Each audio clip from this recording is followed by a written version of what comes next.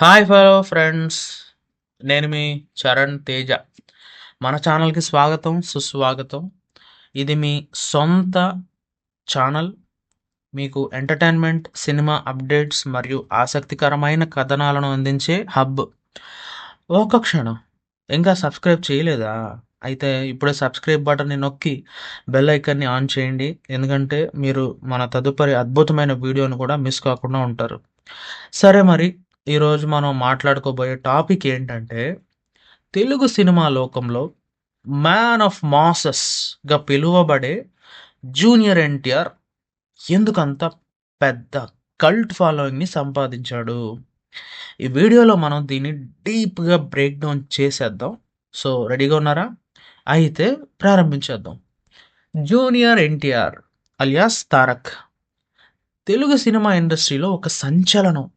ఆయన పేరు చెప్పగానే లక్షల మంది అభిమానుల గుండెల్లో ఒక జోష్, ఒక ఉత్సాహం పుడుతుంది. కానీ ఈ కల్ట్ ఫాలోయింగ్ ఎలా వచ్చింది? దీని వెనుకున్న కారణాలేంటి? ఈరోజు మనం దీన్ని 5 కీలక అంశాల ద్వారా విశ్లేషించేద్దాం. ఆయన వారసత్వం, నటనలో వైవిధ్యం, డైలాగ్ డెలివరీ, డాన్స్ స్కిల్స్ మరియు సామాజిక కార్యక్రమాలు.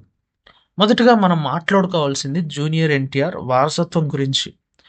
ఆయన లెజెండరీ నటుడు మరియు ఆంధ్రప్రదేశ్ మాజీ ముఖ్యమంత్రి గారు ఎన్టీ రామారావు గారి మనవడు. ఈ నందమూరి ఫ్యామిలీ బ్యాక్గ్రౌండ్ ఆయనకి ఒక బలమైన ఫౌండేషన్ ఇచ్చింది. ఎన్టీఆర్ గారు తెలుగు సినిమాకి, రాజకీయానికి ఇచ్చిన కంట్రిబ్యూషన్ అందరికీ తెలిసిందే. ఈ వారసత్వం జూనియర్ ఎన్టీఆర్కి ఒక ఐడెంటిటీని, ఒక బ్రాండ్ని ఇచ్చింది. కానీ ఆయన ఈ వారసత్వంపై ఆధారపడలేదు. బదులుగా తన సొంత టాలెంట్తో ఆ బ్రాండ్ని మరింత ఎత్తుకు తీసుకెళ్ళాడు. రెండవ అంశం ఆయన నటనలో వైవిధ్యం. జూనియర్ ఎన్టీఆర్ తన కెరీర్లో అన్ని రకాల రోల్స్ చేశాడు. 1991లో బ్రహ్మర్షి విశ్వామిత్రలో చైల్డ్ ఆర్టిస్ట్గా మొదలై 1997లో బాలరామాయణంలో రాముడి పాత్రలో నటించారు. ఆ తర్వాత 2001లో నిన్ను చూడాలని సినిమాతో హీరోగా ఎంట్రీ ఇచ్చారు. కానీ స్టూడెంట్ నెంబర్ 1 మరియు ఆది సినిమాలతో ఆయన ఒక స్టార్గా గుర్తింపు తెచ్చుకున్నారు. ఈ సినిమాల నుండి ఆయన కెరీర్ గ్రాఫ్ ఎప్పుడూ ఒకేలా లేదు. సింహాద్రిలో ఒక యాక్షన్ హీరో, యమదొంగలో ఫ్యాంటసీ రోల్, రాఖీలో ఎమోషనల్ డ్రామా, టెంపర్లో కరప్టెడ్ పోలీస్ ఆఫీసర్ మరియు త్రిబుల్ ఆర్లో కొమరం భీం వంటి రెవల్యూషనరీ రోల్. ఆయన ప్రతి సినిమాలో వైవిధ్యాన్ని చూపించారు. ఈ వర్సిటాలిటీ అభిమానులని ఆకర్షించింది. మూడవది ఆయన dialogue delivery. Junior NTR dialogues చెప్పే విధానం ఒక అద్భుతం. ఆయన స్వరంలో ఒక ఎనర్జీ, ఒక ఫైర్ ఉంటుంది. సింహాద్రిలో సింగమాలయ డైలాగ్స్ కానీ, ఆదిలో డైలాగ్స్ కానీ, లేదా బాద్షాలో బాద్షా డిసైడ్ అయితే వార్ వన్ సైడ్ అయిపోతుంది. సో ఇలాంటి లైన్స్ కానీ ఇవన్నీ అభిమానుల గుండెల్లో చెక్కు చెదరకుండా నిలిచిపోయినాయి. ఆయన డైలాగ్స్లో ఉన్న ఇంటెన్సిటీ, ఎమోషన్ మరియు టైమింగ్ అభిమానులని థియేటర్స్లో గూస్ బంప్స్కి గురి చేస్తాయి. ఈ డైలాగ్ డెలివరీ స్టైల్ ఆయనని మాస్ ఆడియన్స్కి దగ్గర చేసింది. నాలుగవ అంశం ఆయన డాన్స్ స్కిల్స్. జూనియర్ ఎన్టీఆర్ ఒక శిక్షణ పొందిన కూచిపూడి డాన్సర్. ఆయన డాన్స్ మూమెంట్స్లో ఒక గ్రేస్, ఒక ఎనర్జీ ఉంటుంది. యమదొంగలో నాచోరే నాచోరే స్టెప్స్ కానీ, ఆదిలో డాన్సెస్ కానీ, త్రిబుల్ ఆర్లో నాటు నాటు డాన్స్ కానీ, ఇవన్నీ ఆయన డాన్స్ టాలెంట్కి ఉదాహరణలు.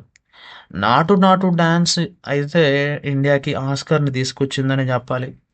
మరియు ఆ స్టెప్స్లో జూనియర్ ఎన్టీఆర్ ఎనర్జీ ప్రపంచవ్యాప్తంగా అభిమానులని ఆకర్షించింది.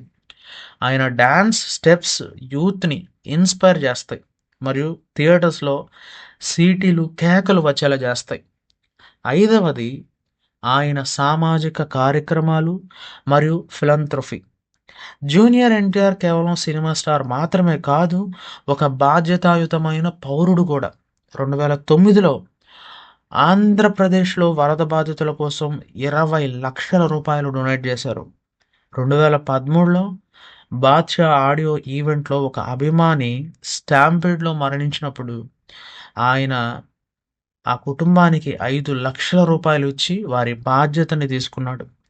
2014లో హుదూద్ సైక్లోన్ బాధితుల కోసం మళ్ళీ 20,00,000 డొనేట్ చేశాడు.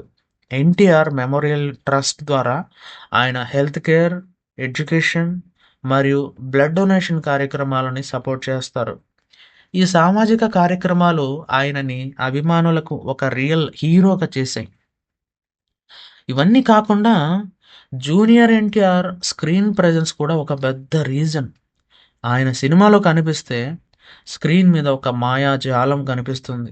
ఆయన ఎంట్రీ సీన్స్ కానీ, ఫైట్ సీక్వెన్సెస్ కానీ, లేదా ఎమోషనల్ మూమెంట్స్ కానీ ప్రతీదీ అభిమానుల్ని ఆకట్టుకుంటుంది.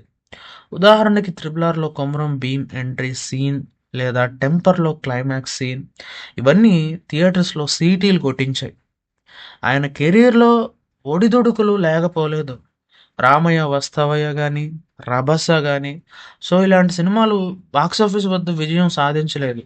కానీ ఆయన ఈ లవ్ ఫెయిల్యూర్స్ ఐ మీన్ ఈ ఫెయిల్యూర్స్ నుండి బలంగా తిరిగొచ్చాడు. 'టెంపర్'తో ఆయన ఒక గ్రాండ్ కమ్‌బ్యాక్ ఇచ్చాడు. మరియు 'నాన్నకు ప్రేమతో', 'జనతా గ్యారేజ్' ఇలాంటి సినిమాలతో తన స్థానాన్ని సుస్థిరం చేసుకున్నారు. ఈ రెసిలియన్స్ అభిమానులకు ఆయన పట్ల మరింత రెస్పెక్ట్‌ని పెంచింది. జూనియర్ ఎన్టీఆర్ కల్ట్ ఫాలోయింగ్‌కి మరొక కారణం ఆయన అభిమానులతో కనెక్ట్ అవ్వడం. ఆయన సోషల్ మీడియాలో యాక్టివ్‌గా ఉంటాడు. అభిమానులతో ఇంటరాక్ట్ చేస్తాడు. మరియు వారి ప్రేమను గౌరవిస్తాడు. ఆయన సినిమా ఈవెంట్స్‌లో అభిమానులతో మాట్లాడే విధానం, వారి ఉత్సాహాన్ని అప్రిషియేట్ చేసే తీరు గాని, ఇవన్నీ ఆయనని అభిమానుల హృదయాలకి దగ్గర చేశాయి. ఇంకా జూనియర్ ఎన్టీఆర్ ఇంటర్నేషనల్ రీచ్ కూడా ఆయన కల్ట్ స్టేటస్‌కి ఒక ఉదాహరణ అని చెప్పుకోవచ్చు. 'బాద్‌షా' సినిమా జపాన్‌లో డబ్ అయినప్పుడు అక్కడ ఒక ఫిల్మ్ ఫెస్టివల్‌కి నామినేట్‌గా అయింది. 'త్రిబుల్ ఆర్' తర్వాత ఆయన గ్లోబల్ ఆడియన్స్‌ని ఆకర్షించాడు. జపాన్‌లో ఆయనకి 'రజనీకాంత్‌కి' సమానమైన ఫాలోయింగ్ ఉందని చెబుతారు. ఈ గ్లోబల్ అప్పీల్ ఆయన స్టార్‌డమ్‌ని మరింత పెంచింది. Friends, junior NTR cult following వెనకున్న కారణాలు 1, 2 కాదు. ఆయన వారసత్వం, వెర్సటైల్ నటన, పవర్ఫుల్ డైలాగ్ డెలివరీ, అద్భుతమైన డాన్సింగ్ స్కిల్స్, సామాజిక కార్యక్రమాలు మరియు అభిమానులతో కనెక్షన్ ఇవన్నీ కలిసి ఆయన్ని మ్యాన్ ఆఫ్ మాసెస్‌గా చేశాయి. ఆయన సినిమాలు కేవలం ఎంటర్‌టైన్‌మెంట్ మాత్రమే కాదు. అవి ఒక ఎమోషనల్, ఒక సెలబ్రేషన్. అలాగే ఆయన ఫ్యూచర్ ప్రాజెక్ట్ కూడా ఆసక్తికరంగా ఉన్నాయి. 'వార్ 2'లో బాలీవుడ్‌లో ఎంట్రీ ఇస్తున్నాడు. మరియు ప్రశాంత్ నీల్‌తో 'ఎన్టీఆర్ నీల్' సినిమా కూడా లైన్‌లో ఉంది. ఈ సినిమాలతో ఆయన మరింత పెద్ద స్టార్ అవుతాడని డౌట్ అయితే లేదు నాకు.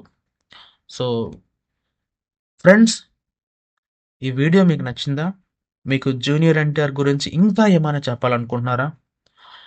కమెంట్స్‌లో తప్పకుండా చెప్పండి. మీకు ఈ వీడియో నచ్చితే లైక్ బటన్ని నొక్కండి. మీ ఫ్రెండ్స్‌తో షేర్ చేయండి.